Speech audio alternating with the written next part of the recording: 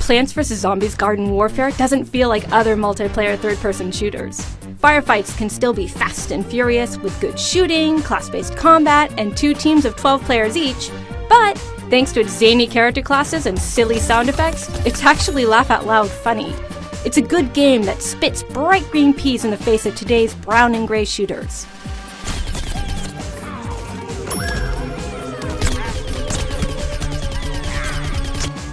Garden Warfare takes the popular characters from Plants vs. Zombies, renders them in 3D, and then pits them against each other in class-based combat.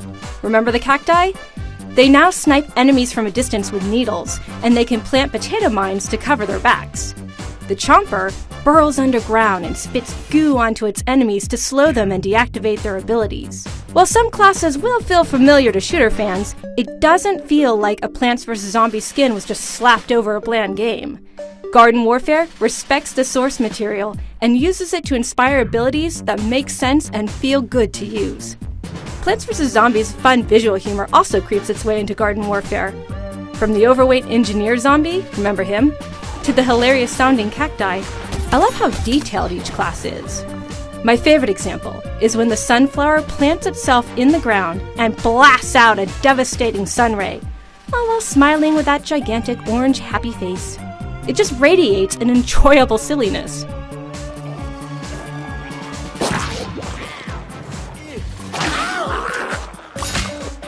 Garden Warfare has a relatively complex class system, with all unique classes and abilities on each side.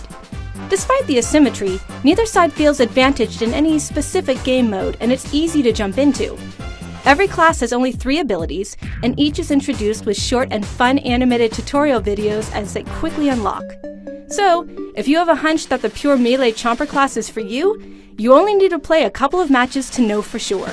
Only 3 modes are available, and 2 are pretty standard shooter fare. Team Vanquish is your standard 24-player deathmatch mode. First to 50 kills wins. Just like in the Battlefield games, reviving a downed teammate subtracts a point from the enemy's score, which encourages teamwork.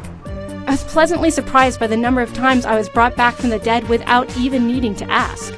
Gardens and Graveyards is an attack and defend mode with a series of gardens that the zombies need to overtake before time runs out.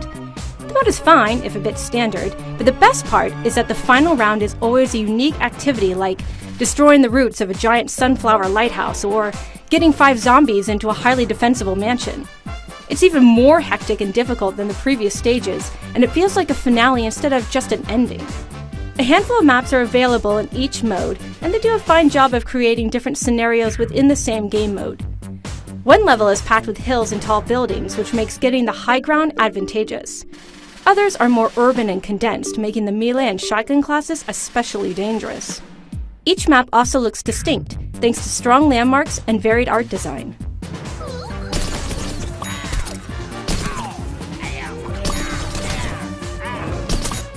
The last mode is more distinctive, and the closest thing to the original Plants vs. Zombies tower defense gameplay. It's a horde-like survival mode, which is you and up to 3 other friends against computer-controlled enemies. It's also the only mode you can play in split screen. You must build and protect a garden from increasingly powerful waves of zombies. The garden can be planted in various places, which is great because it doesn't feel like you're always stuck in one area of a map. Flower pots are littered around the map, and in them, you can plant several kinds of plants.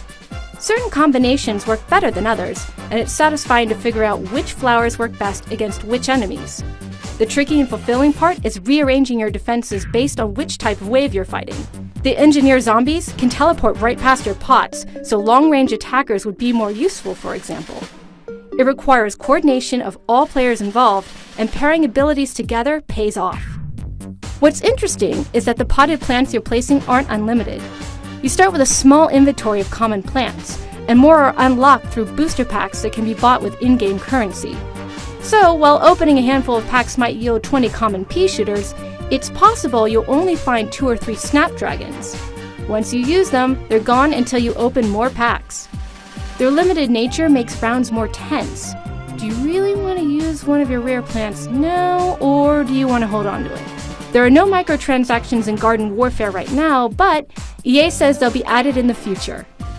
Packs also contain accessories to customize your classes.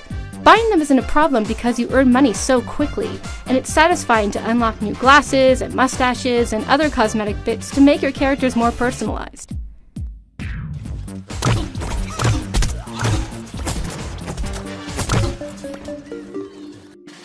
Garden Warfare respects its roots by preserving its characters and their humor and skillfully adapting their charm to a third-person shooter. A few clever twists on the standard modes give the action some fresh personality, and the co-op survival mode is a fun homage to the original games. Plus the solid controls, fun modes, and varied map design make it a good shooter to boot. For all things Plants vs. Zombies Garden Warfare, keep it locked to IGN.